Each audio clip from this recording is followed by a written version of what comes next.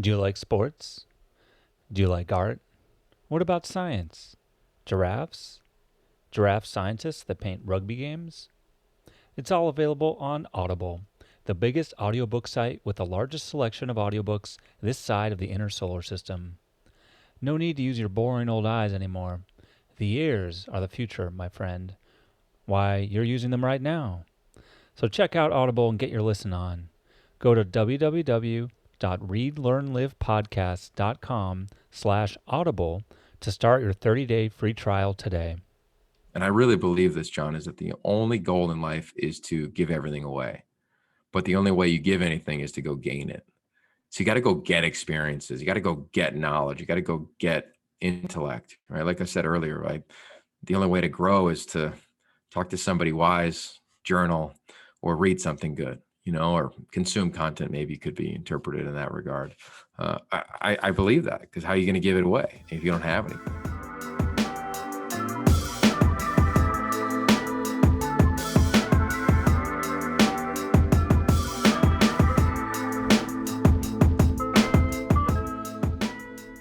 Hello and welcome to the Read, Learn, Live podcast, the podcast about improving yourself through literature.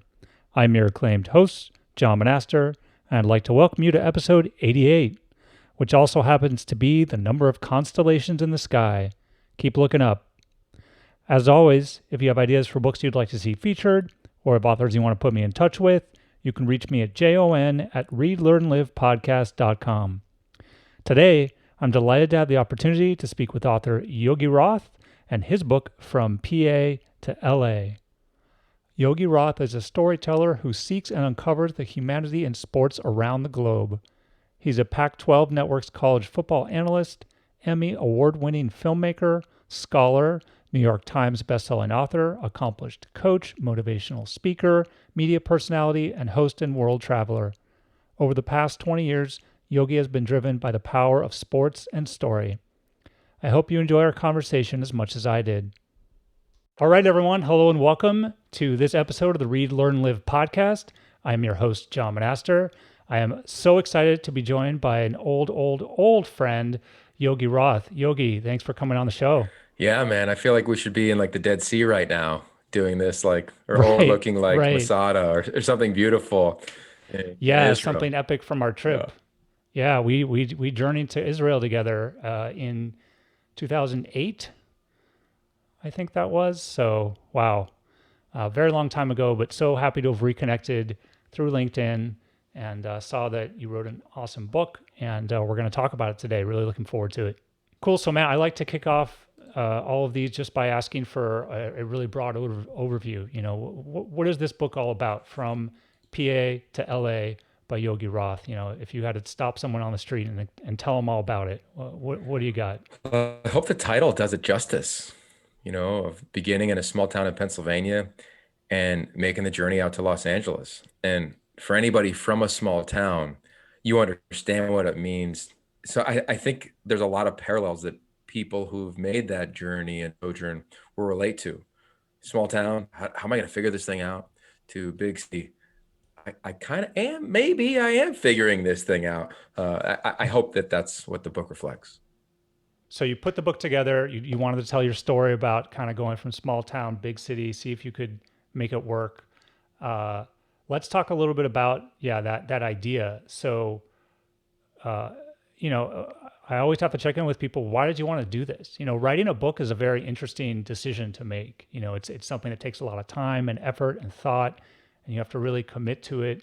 And I can tell from reading this book that you really did spend a lot of time on it. Why did you decide that a book was the right format for your thoughts, and you wanted to put it out there for other people? You know what I love about this conversation, John, is that not only do we get to catch up, but I get to reflect on a book that I don't reflect very often on. So as I think Hmm. back to that, the impetus of the book was I was in graduate school and I was entering, my final thesis. And in grad school at SC, everything I did, I tried to relate it to something I was doing, to not really do double the Mm-hmm. work, right? So every class paper that I had in communication management was related to coaching quarterbacks at USC. And at the time, we were the premier program in the country. And at quarterback, if you showed up, your household name. If you started, you were a Heisman candidate for those that are listening. I mean, it Hmm. was the creme de la creme.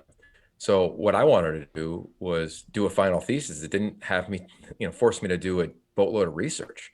And I've always Hmm. loved writing. I've been a writer my whole life. I would say if someone said, Yogi, what's the one skill you'd hang your hat on? I would say writing. I've done it since I was, Hmm. 10. I can remember writing in fourth grade, for the Lackawanna Trail Times in elementary school. So I wanted to write it because I wanted to capture this period of time in LA. I knew I was entering my fourth season coaching. In my heart of hearts, I felt like I was going to leave the profession after that year and either go back to the media, maybe go coach another team. But my time at USC and this spectacular run was going to end, and I want to capture it. And I also wanted to Hmm. capture my previous life. So I went to the head of our department and I said, hey, for my thesis, I'd love to kind of finish up with a book. And she said, sure. And I got to begin to write this book from PA.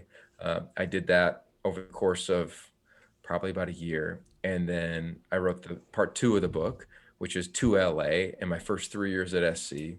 And then I decided for the final section of the book, which is part three, when you read it, I was going to basically uh, follow and chronicle my final season coaching. And that's the way that it worked in my head. And I was like, all right, I can kind of chunk my life into those three parts.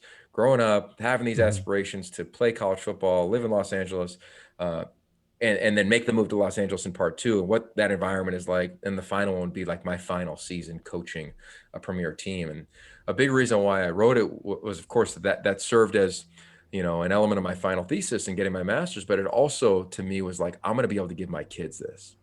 And as I looked to Yeah. my mentor at the time, who was Pete Carroll, who's now the head coach of the Seahawks, I looked at him, and we had our O-line coach. His name's Pat Rule. He just retired. They're both the same age. So they're both early 60s at the time. And I was like, I don't know if these guys will ever remember what it was like to be a young coach.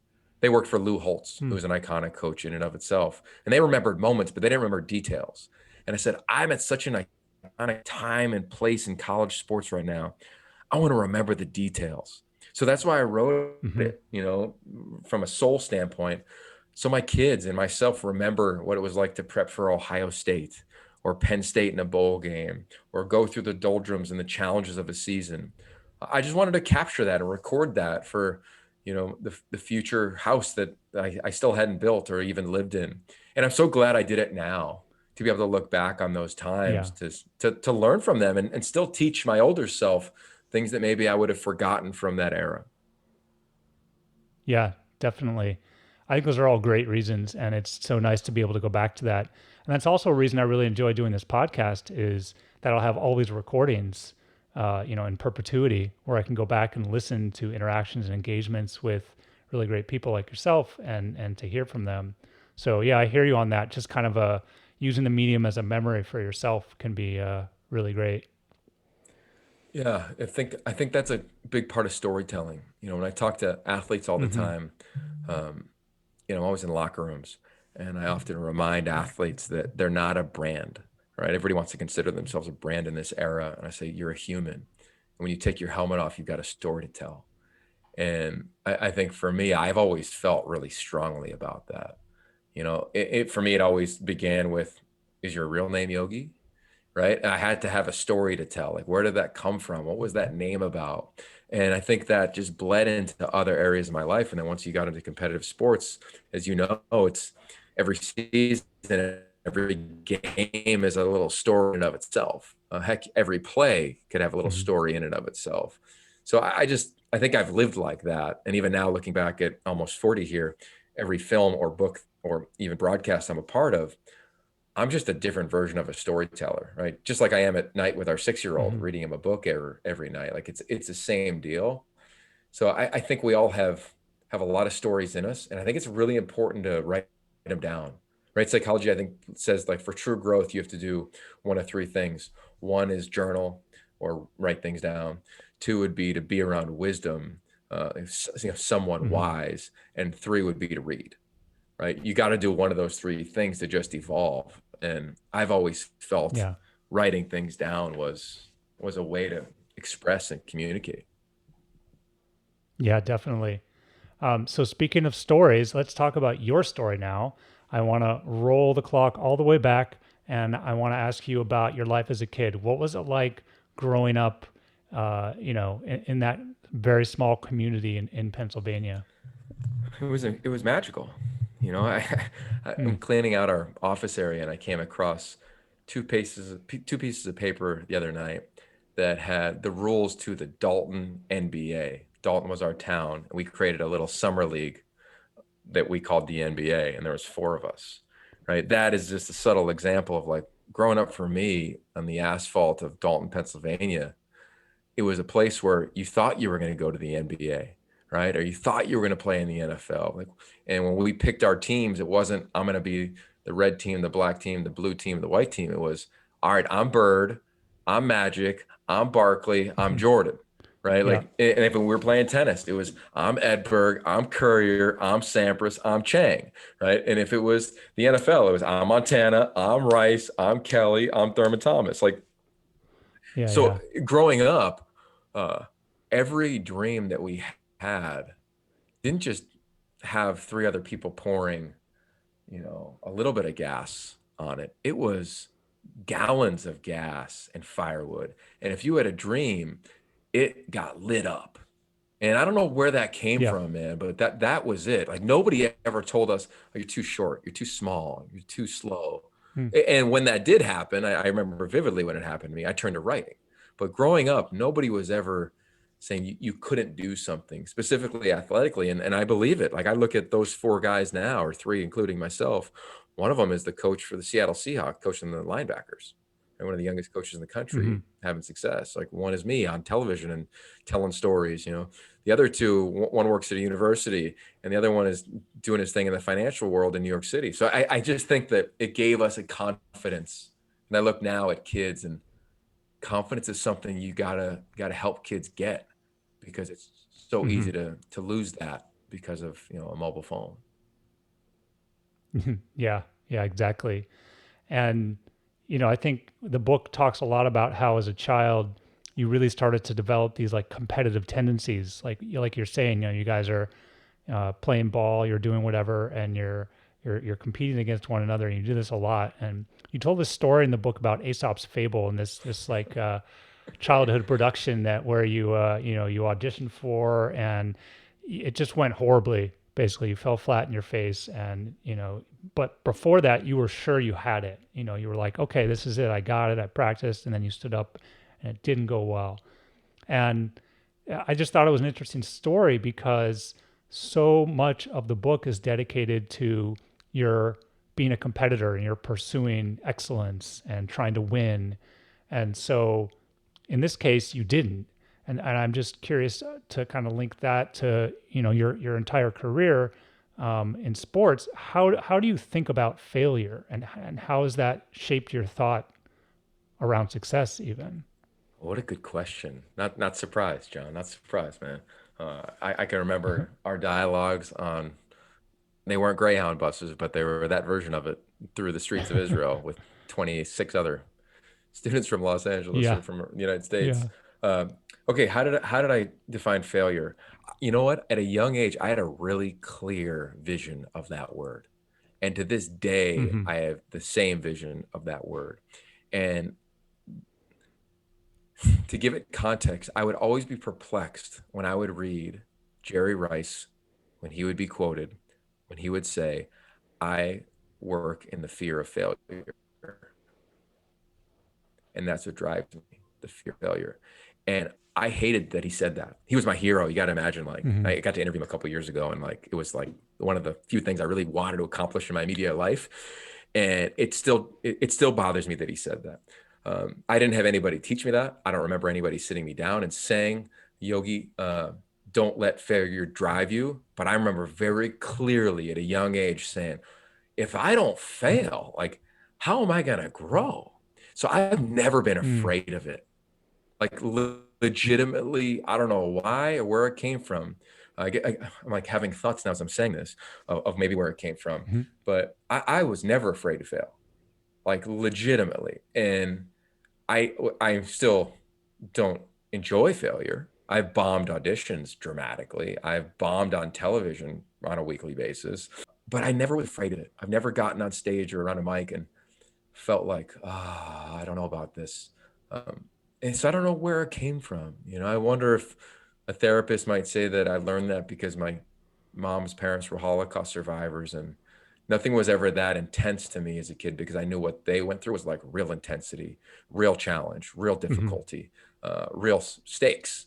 When I looked at a game as a kid, it was like, give me the ball at the end. I'm most comfortable. Throw it to me at the end, the game on the line, because this is what we do if we want to win. And of course, that statement borders arrogance, and I know that. But I think as a competitor, as an athlete, you have to have a little bit of that. You don't show it, but you believe it, Hmm. and that's to me, I think, how I would define the failure. Yeah. And then, as you grew up, you pushed yourself and pushed yourself, and eventually you ended up playing ball at Pitt, and this was kind of a major part of the book was kind of getting to that point, and then what your life was like there, and kind of some of the ups and downs. So how did you make that decision to go to Pitt specifically, and maybe what were a couple big highlights from your time there? Yeah, it was really easy for me to choose that school. Uh, when I was a freshman, I got my first letter from a college. It was from Columbia, and I was like, "Whoa!" I just got a letter from Columbia, and then Princeton. I was like, "Whoa!" Hold on, Mom. Like, I could go play college? Like, really? I started as a freshman in high school, and I was really excited about Yeah. that potential. So then I kind of fell more in love with the pageantry of football. And I would watch Notre Dame and Florida State and Miami and all the elite teams back in that era. And I was dead set. I'm going to go to Notre Dame, period. Like, I'm going to go play at Notre Dame. Ron Powlus was the quarterback at the time who grew up in our relative area in Pennsylvania.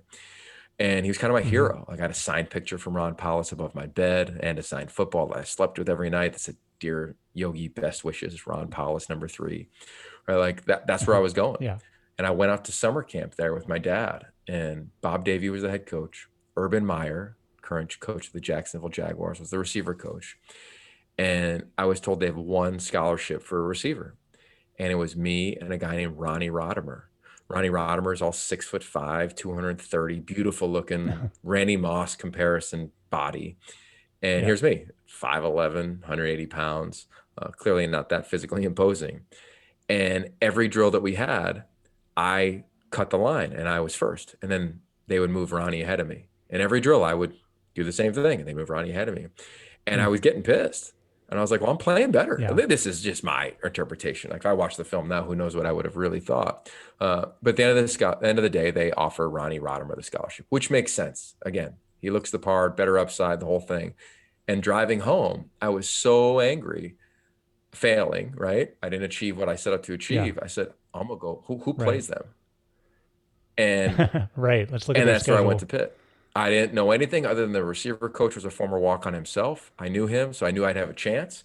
And that's all I ever wanted. Even now in my life, all I've ever wanted was a chance. Even when I met my wife, I just wanted her to give me one date, right? And that's kind of Yeah. yeah, Start right. small. Like that was just the vibe. So that's why I went there.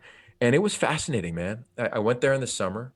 I enrolled kind of early, and I knew in the first practice I could hang because I was beating, Hmm.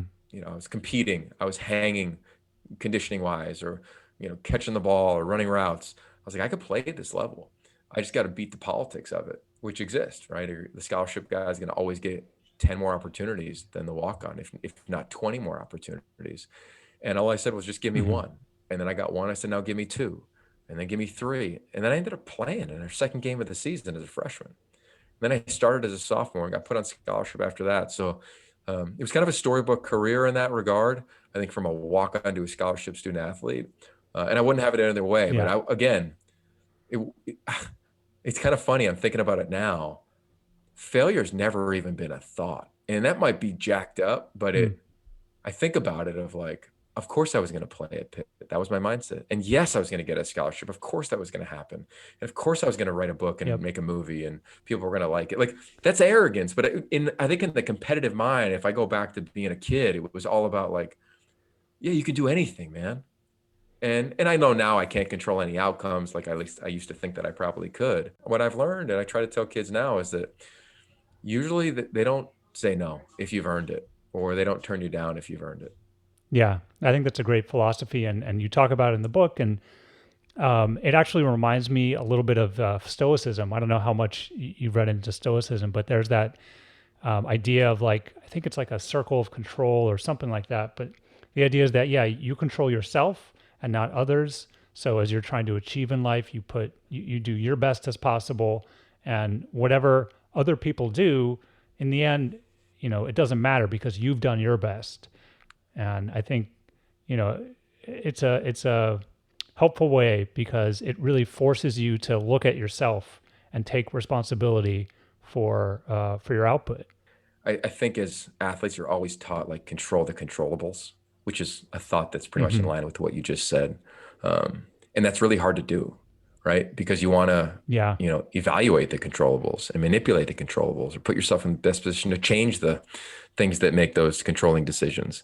And so I think it's hard. Like, I don't think my time at Pitt, I don't think I always tell athletes this. I didn't enjoy it as much as I wish I did because everything was such a grind. It was Mm. so intense. Like I was always on, always competing. And I think I could always compete and be on, but also enjoy the experience. So this is a regret I have from my playing days, but it was, I'm definitely glad I took the swing. And I don't think I could live with myself on any front if I don't take a swing. Even now, I always say, get me in the room. Right. Failing is cool. Like what in Major League Baseball, like what's the line? Like you're a Hall of Famer if you have success 3 out of 10 times. You know? Well, I mean, I was thinking about the Gretzky quote: "You missed 100% of the shots you Yeah, don't take." exactly. Yeah, yeah, for sure. Um, so I want to bring up Billy Gaines because this felt like a very momentous person for you, and you talk about how you still think about him a lot within the context of that book. So maybe just quickly tell the story of Billy Gaines and why he was important to you. I appreciate that question. Yeah, Billy Gaines is somebody that has had an impact on me and will continue to have one for the rest of my life. Uh, it began when he was a high school recruit, and I heard about this blazing fast wide receiver out of Maryland whose team I think had never lost a game. And he showed up on campus, and he was still that blazing fast wide receiver with a big confidence about himself and a huge smile. And he showed up like most freshmen do, and every staff kind of pegged somebody to be their big brother. Our staff pegged me to be that for him. He went through his freshman year. He did okay. He had the ups and downs that most freshmen have. And then he was kind of going through the lumps of second year players, which is, should I play? Should I not? What do I think about being here? And you kind of just go through a challenging kind of homesickness, in my opinion, like everybody does. I went through it Hmm. as well. And he got through it all. And I remember the day he got through it. It was beautiful. We were working out together. He was smiling. He was laughing. And he said, I really love the game again. Fell back in love with the game again. And then he went home. Yeah. And that's where the story takes a turn. For Billy, his apartment a week earlier caught fire. There was a fire, I believe, in the kitchen. So he's looking for a place to stay. And his pastor said, you can stay in our church. The church had a few extra rooms for him and his roommates. So that's where he was staying. But at night, they began to explore the church. Billy ended up exploring the attic, and he put his foot down thinking there was a 2x4 there, and it was drywall, I believe, and he fell through. And he fell and hit his head on a pew. Didn't break a bone. There wasn't any blood, I believe, uh, but he had major brain damage. And I can remember getting that call the next morning and then going to the hospital and then walking in. It was a line of our entire team walking in to pay respects. And I didn't know you were going in to say goodbye until I got there. And I gotten really Yeah. tight with his family, with his parents, his siblings. And I walked in that day and I remember, knowing that, they were gonna say goodbye to him. And they did after everybody had a chance to talk to him. And I remember going to the service and speaking at the service. And it's the first time I really experienced loss of someone my age. And what was so Hmm. ironic about that is that following season, John, we went and played at Notre Dame, right? I just told you my Notre Dame story. And at Notre Yeah. Dame, on the game cover that day of Pitt versus Notre Dame, was a picture of Billy Gaines being tackled the previous season by a Notre Dame player on a punt return. And we win Huh. that game, which is an amazing just Wow. irony to that day. Notre Dame didn't Yeah. know they were putting a picture of someone who had passed away on their cover, but it was there. And it was almost this sign like, hey, this guy's never gone. And even now I say the same prayer before every game, and it's on the 29-yard line because he wore number 29. So he's been with me for now over 20 years as a huge impact in my life. Yeah. Yeah. I mean, that story blew me away. And obviously so tragic to lose someone that young. And I think to your point, yeah, figuring out how we're going to manage loss is important and how we're going to deal with it. And so it was interesting to read in the book a bit about how you tried to think through that for yourself. Yeah. Loss is such an interesting thing at that age. Now I'm you're always empathetic when you see or hear that someone's passed away, especially a college athlete in my line of work, but even more so. I can remember even that year, my roommate at the time was Larry Fitzgerald when we would go to games, and he lost his mom. So I got to Hmm. really see loss in a way that I never anticipated when I decided to go to college, right? And none of us really anticipate our experience with loss, but Billy's Yeah. story was one I definitely wanted to write about because it had such a profound impact on me at such a young age, and watching his parents go through it.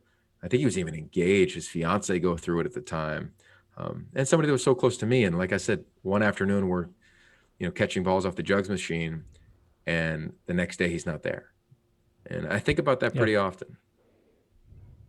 Yeah. Like a hold on to what you have kind of thing. Um, so you graduated, you moved on from Pitt, and you got this first job as kind of a sideline reporter, host, analyst, kind of beginning your tiptoeing into the media. You wrote a bit about picking your style, theme, and vision, and how that was really important for you.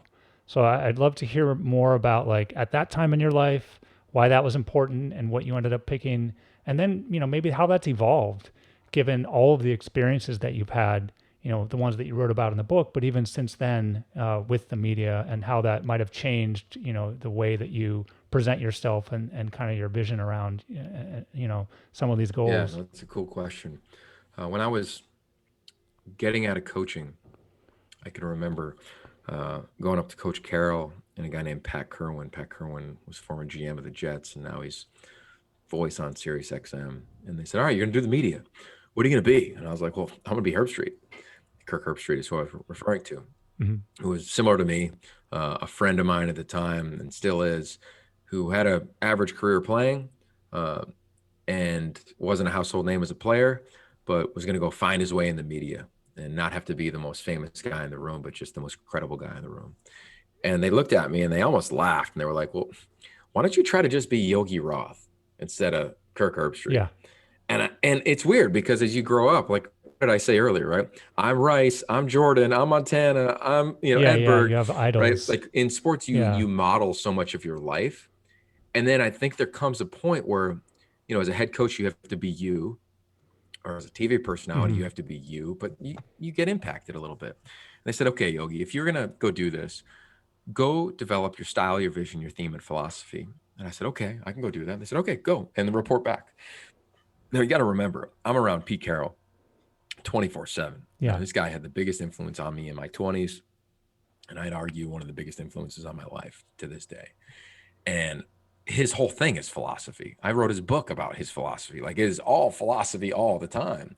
It's and Yeah. so I'm embedded in this, and I'm like, okay, I'm gonna go knock this thing out. So I do, and I write 36 pages. I'll never forget it. And I finished them, and I handed them, and I printed them off, and I handed them over to those guys, and they kind of took it and read it and flipped through it and threw it back at me and said, "Wow, it's a lot of work. Can you put each one of these in a sentence?"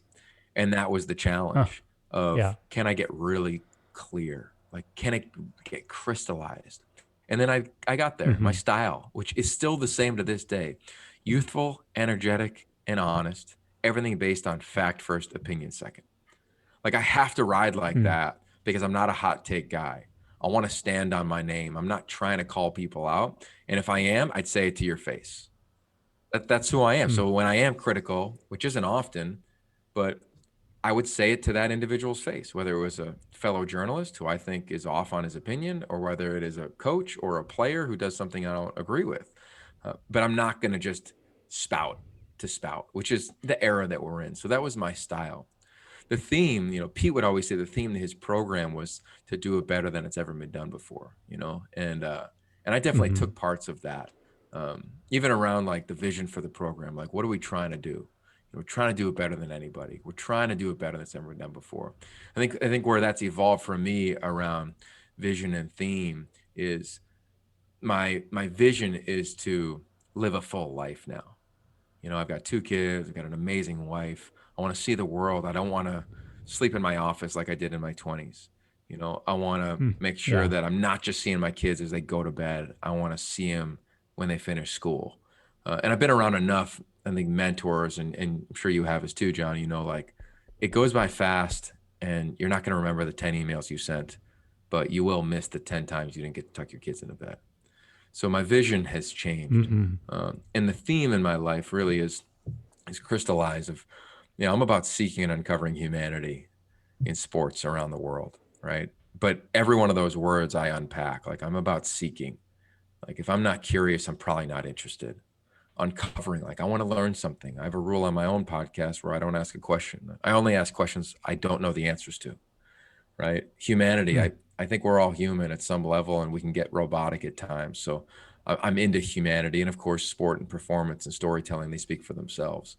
And then overall, philosophically, I'm pretty much just a sharper version of who I was then.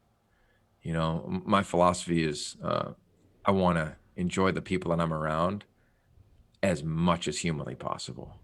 And I want to enjoy what I'm doing as much Yep. as humanly possible. And I want to have impact. And my mom would say the phrase, which in Hebrew, which is tikkun olam, which is repair the world. Like, the part of content that I'm doing, I hope it heals people in some fashion, or nudges them in some fashion to reflect on their life and maybe better their life if I could be so lucky. Yeah. Agreed. And I think that's also the same reason that I started this podcast is I want people to get messages from authors and help them learn and grow and yeah, better themselves through literature, because I think that's a big opportunity.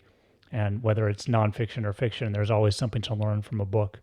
And so, especially so in this case, when there's so much self-reflection that happens in your work.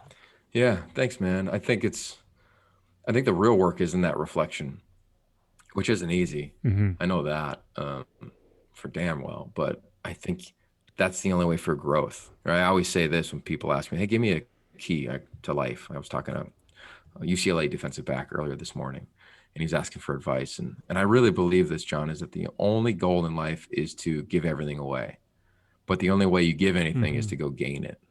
So you got to go get Hmm. experiences. You got to go get knowledge. You got to go get intellect, right? Like I said earlier, right? The only way to grow is to talk to somebody wise, journal, or read something good, or consume content. Maybe could be interpreted in that regard. I believe that, because how are you going to give it away if you don't Yeah. have anything? Totally. And I think, you tell a lot of stories in the book about your trips all over the world where you were kind of gaining this knowledge and figuring things out for yourself. Whether you went to Australia and you went surfing and exploring, or, you went down to the edge of the earth, or you went to the West Bank. You're kind of roaming around here, traveling all over the world and figuring things out for yourself. And you talk a lot about, um, you know, times when you things clicked in a way that they hadn't before based on your travels. Yeah, I think traveling is the greatest education. And we saw that together in real time, right? When we went to Israel Yeah. together. I believe that now, even for 2 young kids, we travel twice a year, non-COVID, internationally, as much as we can. Because even as a young age, getting exposed, I think, is so critical. Yeah. Travel doesn't necessarily always mean getting on a plane either. When we were kids, we didn't have any money, so we didn't travel anywhere. But we had a foreign exchange student stay in our house every summer. So I learned about Yeah. Denmark, and I learned about East Africa, and I learned about the Bahamas. I learned about Haiti. I learned about Israel. I learned about Korea. Like, I learned about different parts of the world without having to necessarily go there. So, and traveling for me was the greatest gift prior to meeting my wife because it gave Mm, me perspective, right? Especially as a jock. Like I think in the athletic world, it's the smallest profession with the biggest egos. And I was hmm definitely a part of that, right? Like your game is the only thing that matters. Your team is the only thing that matters. Your position group is the only thing that matters. Your game is the only thing that matters. And that's fine because to be successful, I think you have to give that energy to something. But it's in the big scheme of life, there's a lot of other things going on, right? And oh, by the way, people in Europe might not even know what American football is, at least at the time when I'd be traveling there. And now football's in yeah, 72 countries, I yeah, think, American football. So it's growing, but you see my point. So I think traveling gave me that, I caught the bug dramatically. And if I didn't do that, God, I'm scared to know what version of me I would be. Right. I'm scared if I got married at 25 and didn't see the world. Like I yeah, wished I would. So I'm so glad that while I pushed certain things in my life, like a partner, for instance, or a family, or even like stability in my job. Well, I'd argue I still don't have dramatic stability in my profession, uh, but I've had great experiences, and they began with seeing the globe, and I'm hoping that never ends. yeah. I couldn't agree more. I think that's so crucial, and especially I was struck. I remember reading it in the book how you mentioned that traveling alone actually was really important to you, and when you were talking about how you added on time to birthright, I also added on time to my birthright trip, right, to kind of just be on my own. I mean, in this case, I had some family to see, but in general, I think having that exploratory time on your own, like that's been really important to me. Over the years, as I try and go on like one big trip, pre pandemic, I would try and go on like one big epic adventure. I would call it a year, and take 3 or 4 weeks off, and see a country and really see it in depth. And yeah, I think that's so important. So I think that's something that I'm really looking forward to getting back to. Yeah. That's definitely been a real obvious frustration among, of course, many others during this time. But I look forward to being able to do that again. Amen, brother. Amen to that. So, we'll wrap it up a little bit here. Is there anything that you really hoped people would get from the book that we haven't had a chance to talk about yet? Yeah, I think there's two things. Um, One is I think, and I say this now in the role that I am as a dad, I think knowing where you come from is really important uh, for everybody's Hmm. journey, right? And all of ours are different. But I'm so glad that I got to learn not only where I came from, but what my lineage was, right? Who my grandparents were, what my mom went through when she moved to America and didn't know English. Like, I think when we learn them, our lives can make more sense. My mom would always say, she passed away this past year, but she would always say, "Hey, in this house, there's no secrets," right? And I use that all the Hmm. time with our own son. Hey, there's no secrets. How do you feel? You're allowed to feel whatever you want. Let's talk about that. I think that was a really important part of an upbringing. And not that I was told those Mm-hmm. things verbatim all the time, but I think knowing where you come from can clarify steps maybe that you're curious about in your own personal life. And then I think the other thing is, and I hope this book did this, is that I hope it provided a little bit of inspiration to the person who's in a small town and wondering if they can make it in a big city, or they're curious about what it's like and are they willing to take a jump. I hope it offers them a nudge. And I also hope on the flip side, it offers some comfort to people that might be a little bit older, saying, you know what? Yeah, like I can still go take a run at Hmm. something. Just because I didn't move to a huge city in my 20s and didn't chase a dream job in my 30s, like I can still do my version of that. I always like to say, like, we define the version of dream chasing. We define it, right? Like, it doesn't have to be the same as Yeah. Elon Musk's dream or the same as my wife's dream. She's got her own company or my own. Like, whatever version fits your reality is your reality. And don't be afraid to chase it.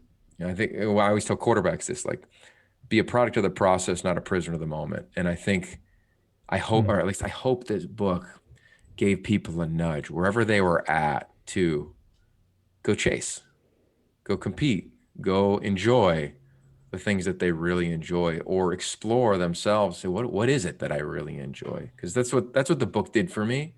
And it allowed me to connect to my own story in a really cool way, and let alone give me some founding, uncompromising principles for the future of my life and the current one that I'm in now. Yeah, agreed. And I think it did that. And yeah, I hope people realize, like you said, like it's never too late for change. It's never too late to pursue something new. Never too late to shift your life around in a positive direction that you can get Yeah, excited about. yeah, well said.